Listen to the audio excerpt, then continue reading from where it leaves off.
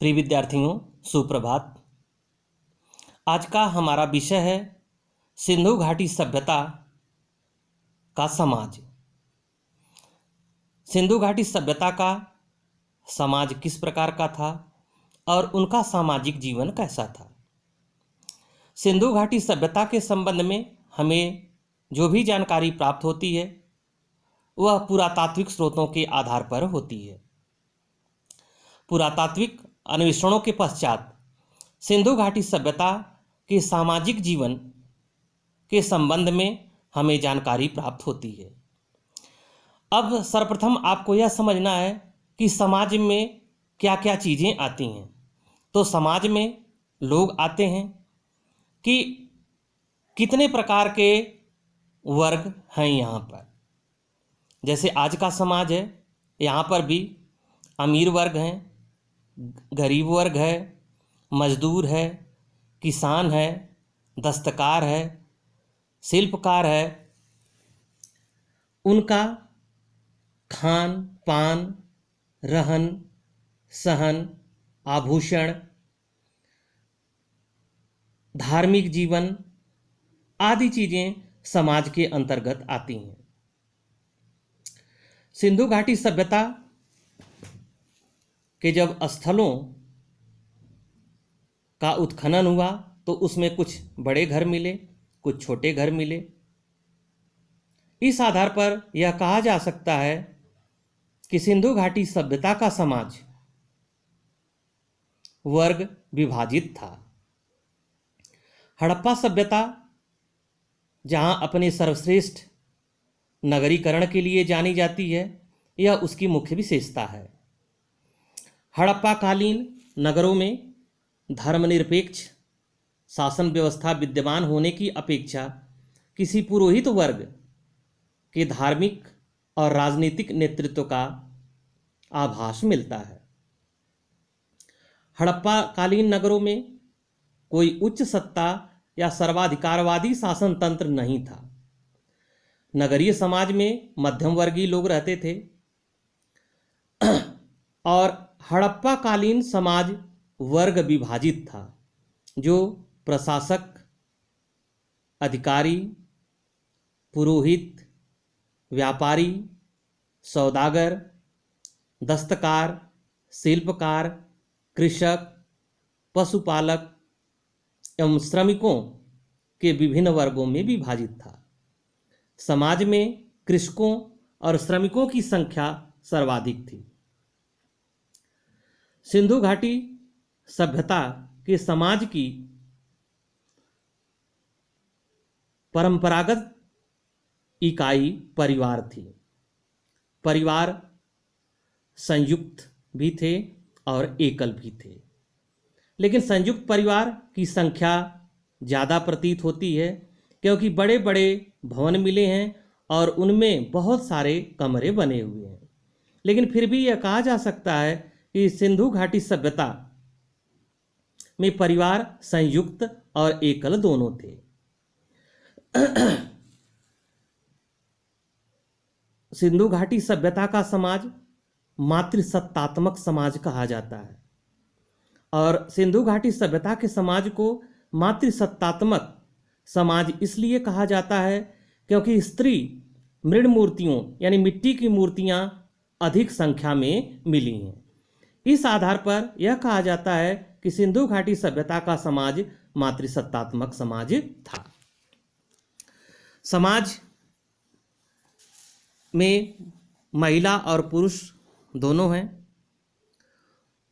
उनकी वेशभूषा वर्तमान समय में जो प्रचलन में है उन्हीं के अनुरूप थी। हड़प्पा के लोग वर्तमान समय में उत्तर भारत के निवासियों के समान वस्त्र धारण करते थे। सूती वस्त्र साधारण प्रचलन में था और उन्हीं कपड़ों का भी प्रयोग होता था। महिला तथा पुरुष दोनों आभूषण धारण करते थे। वस्त्र के 3 प्रकार सिंधु घाटी सभ्यता में मिले हैं: नीवी, अधिवास तथा आच्छादन। पुरुष तथा स्त्री दोनों आभूषण धारण करते थे। पुरुषों के आभूषण थे कंठहार, केसबंद, बाजूबंद, अंगूठी, कंगन, कमरबंद, नाक की कील, कर्णफूल, नुपुर आदि। आभूषण सोने, चांदी, चीनी मिट्टी, मूल्यवान तथा अर्धमूल्यवान पत्थरों के बनाए जाते थे। जो जिसकी जितनी आर्थिक स्थिति मजबूत थी उस प्रकार की धातु का वह प्रयोग करता था। जो अमीर वर्ग था वह सोने, चांदी तथा बहुमूल्य धातुओं का प्रयोग करता था, पत्थरों का प्रयोग करता था। लेकिन जो गरीब तबका था वह मिट्टी के, हड्डियों के आदि के आभूषणों का प्रयोग करता था। महिला तथा पुरुष दोनों ही लंबे बाल रखते थे तथा उसे विभिन्न प्रकार से सजाते थे। स्त्रियां सौंदर्य प्रसाधनों का भी प्रयोग करती थीं। पुरुष सामान्यतः धोती, जो आज उत्तर भारत में प्रमुख रूप से प्रचलन में है, धोती का प्रयोग करते थे और महिलाएं घाघरा और चोली धारण करती थीं। महिलाएं अपने केश श्रृंगार पर ज़्यादा ध्यान देती थीं तथा हड़प्पाई जो महिलाएं थीं वे श्रृंगार पर विशेष ध्यान देती थीं।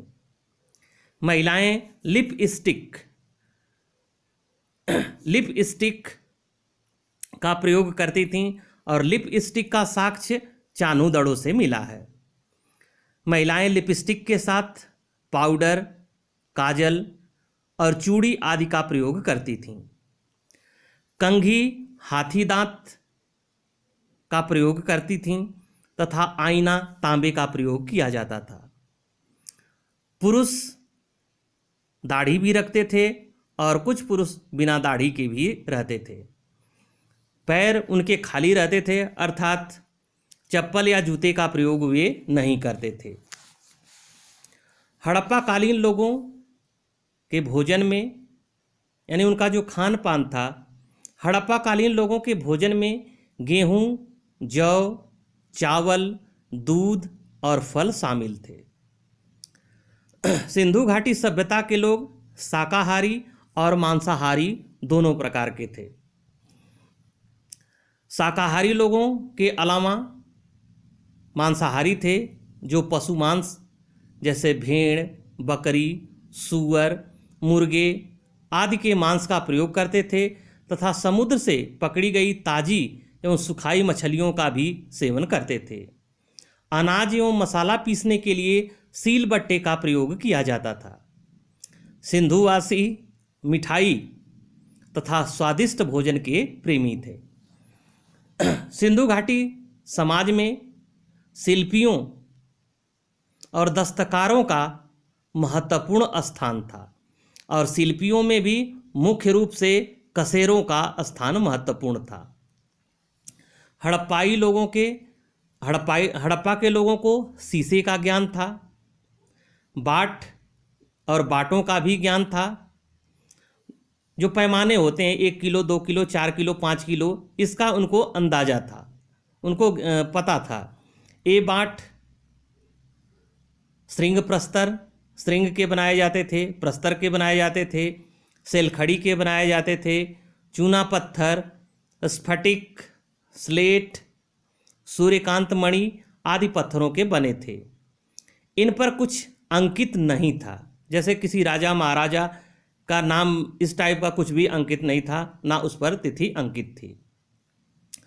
बड़े सिंधु घाटी सभ्यता के लोगों को दशमलव पद्धति की जानकारी थी और वह बाट और पैमाने में 16 के गुणज का प्रयोग करते थे। बड़े बाटों को दशमलव पद्धति यानी 16 के गुणज में तथा छोटे बाटों को द्विव आधारित पाइनर पद्धति के आधार पर प्रयोग किया जाता था। किसी भी समकालीन सभ्यता में ऐसी विशिष्ट बाट प्रणाली प्राप्त नहीं होती थी। सिंधु घाटी सभ्यता के लोग तराजू का भी प्रयोग करते थे। यह कांसे के डंडे तथा तांबे के पलड़ों का बना होता था। सिंधु घाटी सभ्यता के लोगों को लेखन कला के बारे में भी जानकारी थी और वे लेखन के लिए पेड़ की छाल, सूती कपड़े, चमड़े, ताम्रपत्र आदि का प्रयोग करते थे। चानूदड़ों से कलम और दावात का साक्ष्य मिला है, अर्थात वे लोग कलम और दावात का प्रयोग करते थे। हड़प्पावासी नौका निर्माण कला से भी परिचित थे। तकली से सूत काता जाता था। सूती वस्त्रों के लिए कपास का प्रयोग होता था। कसीदाकारी की दस्तकारी का काफ़ी प्रचलन था तथा सुइयों का प्रयोग किया जाता था और ये सुइयाँ तांबे और कांसे की बनी होती थीं। कृषि उपकरणों में अधिकांशतः लकड़ी का प्रयोग किया जाता था। लकड़ी के उपकरणों का प्रयोग किया जाता था और श्रृंग प्रस्तर के हल के फाल का प्रयोग का प्रमाण मिलता है। सिंधु घाटी सभ्यता के लोगों के जीवन में धर्म की महत्वपूर्ण भूमिका थी। कालीबंगा तथा लोथल में प्राप्त अग्निवेदियों के अलावा किसी भी स्थान से किसी मंदिर या पूजा स्थान या पूजा के लिए प्रयुक्त सामान प्राप्त नहीं हुआ है।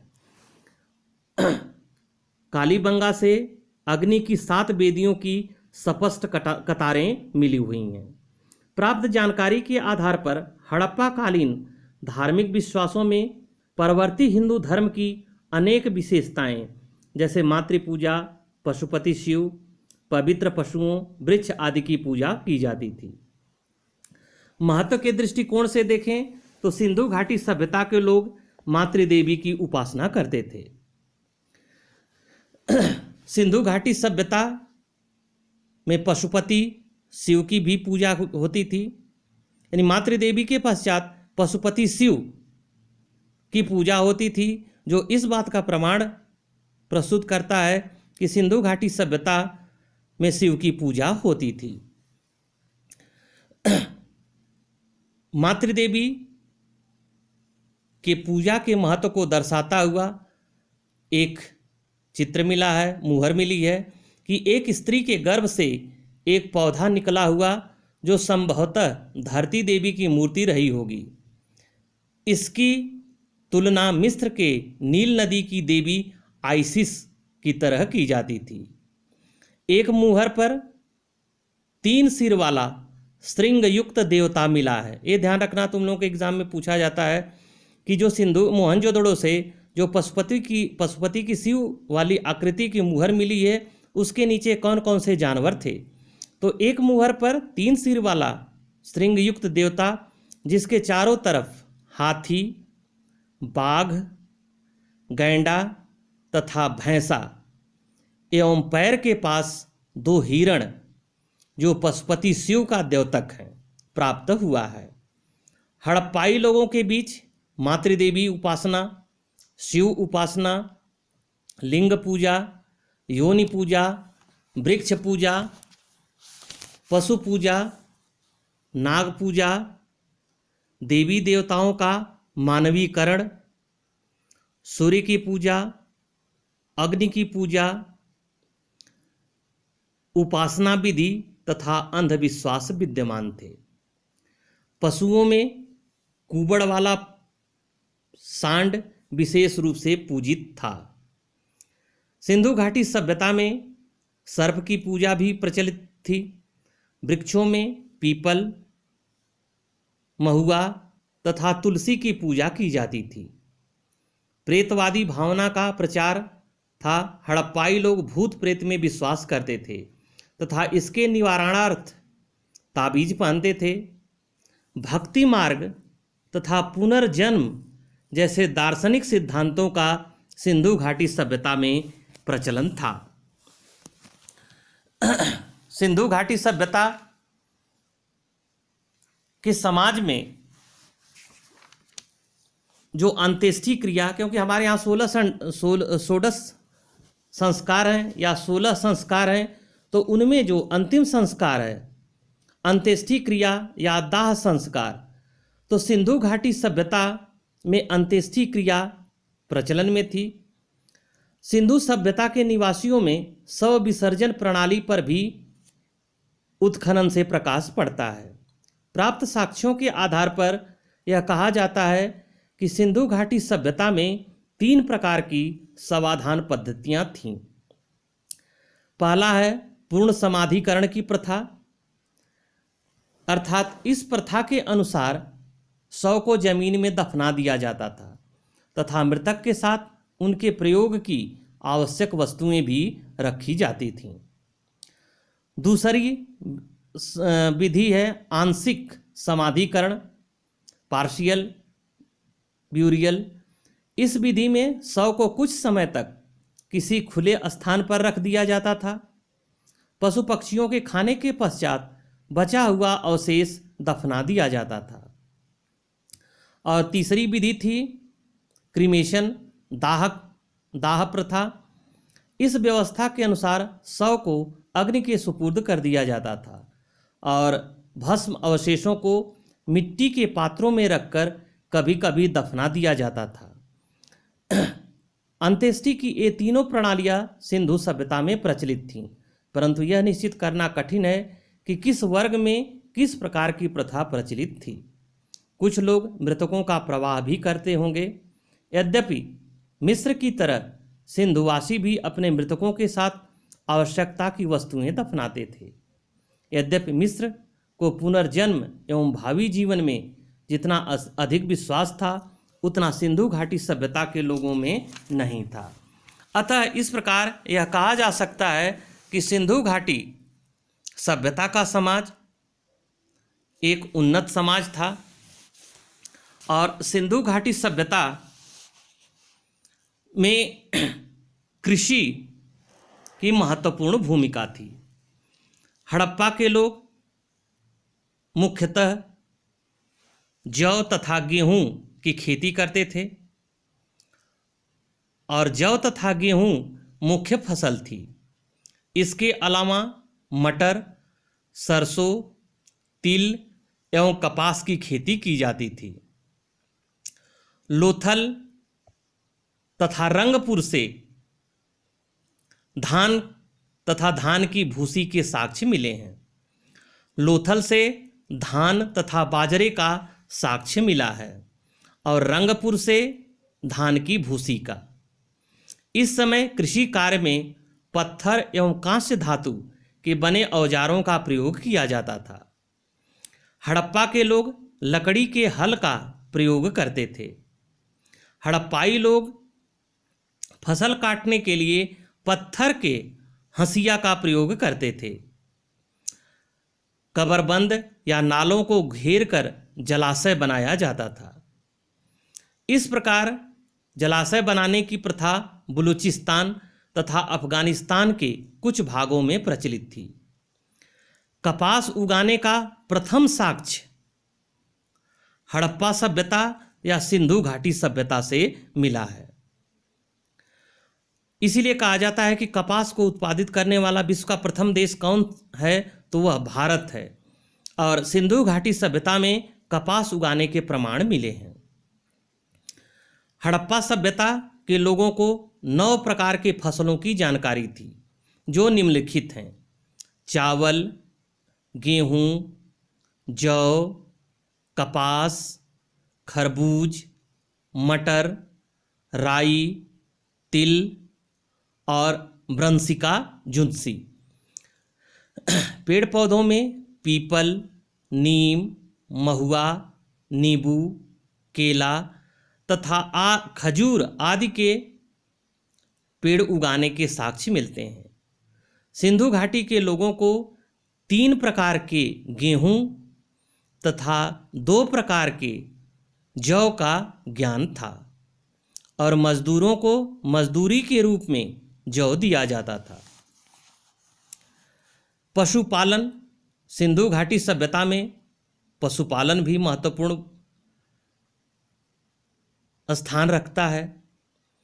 सिंधु घाटी सभ्यता के पालतू पशुओं में डीलदार और बिना डील वाले बैल, भैंस, भेड़, ऊंट, बकरी, कुत्ते, खच्चर आदि पाले जाते थे। घोड़ा पालने का साक्ष्य तो नहीं मिला है, लेकिन लोथल और रंगपुर से, ये ध्यान रखना, ये फैक्ट चीज़ें हैं, लोथल और रंगपुर से घोड़े की मृण मूर्ति अर्थात मिट्टी की मूर्ति के अवशेष मिले हैं, जिससे यह पता चलता है कि इनको घोड़ों के बारे में जानकारी तो थी, लेकिन उनके प्रयोग के संबंध में जानकारी नहीं थी। सुरकोटड़ा से घोड़े की अस्थियां प्राप्त हुई हैं। सिंधु घाटी सभ्यता के लोगों को गाय की जानकारी नहीं मिली है और इन्हें गाय के महत्व का पता नहीं था। हड़प्पाई लोग हाथी एवं गैंडे से भी परिचित थे। हाथी का पालन गुजरात के लोग करते थे। पशु पक्षियों में बंदर, खरगोश, हिरण, मुर्गा, मोर, तोता एवं उल्लू के अवशेष खिलौने एवं मूर्तियों के रूप में मिले हैं। राना घुंडई से घोड़े के दांत के अवशेष मिले हैं। राना घुंडई बलूचिस्तान में स्थित है। सिंधु घाटी सभ्यता के लोग मनोरंजन प्रिय भी थे, वो संगीत के भी शौकीन थे। और सिंधु घाटी सभ्यता के लोगों ने सर्वप्रथम शतरंज का आविष्कार किया था। सिंधु घाटी सभ्यता के निवासी शतरंज, संगीत, नृत्य, जुआ आदि का मनोरंजन के साधन के रूप में प्रयोग करते थे। झुनझुने, सीटी, गाड़ी एवं अन्य छोटे छोटे खिलौने बच्चों के मनोरंजन के साधन थे। मोहनजोदड़ो से कांसे की जो नर्तकी मिली है, वह सिंधु घाटी सभ्यता के लोगों के मनोरंजन प्रिय होने यानी नृत्य का शौकीन होने की ओर संकेत करती है। साथ ही साथ तांबा और टिन के मिश्रण के प्रयोग संबंधी जानकारी भी प्रदान करती है। शतरंज का आविष्कार सिंधु घाटी सभ्यता के लोगों ने किया था। तो इस प्रकार से सिंधु घाटी सभ्यता के लोग अपने मनोरंजन के विभिन्न साधनों का प्रयोग करते थे। सिंधु घाटी सभ्यता के लोग आवागमन के साधन के रूप में बैलगाड़ी तथा इक्का गाड़ी का प्रयोग करते थे। सिंधु घाटी सभ्यता में अब सबसे महत्वपूर्ण चीज़ क्या है? महिलाओं की स्थिति, क्योंकि महिलाएं समाज का आधा अंग हैं। तो सिंधु घाटी समाज में महिलाओं की स्थिति अत्यंत सम्माननीय थी और समाज मातृ प्रधान था। समाज के मातृ प्रधान होने का प्रमाण जो मिलता है वो महिला मृण मूर्तियों की अधिकता के कारण यह माना जाता है कि सिंधु घाटी सभ्यता में मातृसत्तात्मक समाज था। इस प्रकार हम देखते हैं कि सिंधु घाटी सभ्यता का समाज अपने समय में एक विकसित समाज था और नगरी सभ्यता के जो भी गुण हैं उन सभी गुणों से परिपूर्ण था, जिसने आगे चल कर के भारतीय सभ्यता और संस्कृति को एक आधार प्रदान किया। वर्तमान समय में हिंदू धर्म में अनेक पद्धतियाँ, चाहे वो धार्मिक विश्वास हों चाहे सामाजिक विश्वास हों, सभी किसी न किसी रूप में आज हमें वर्तमान समय में दिखाई देते हैं। Thank you.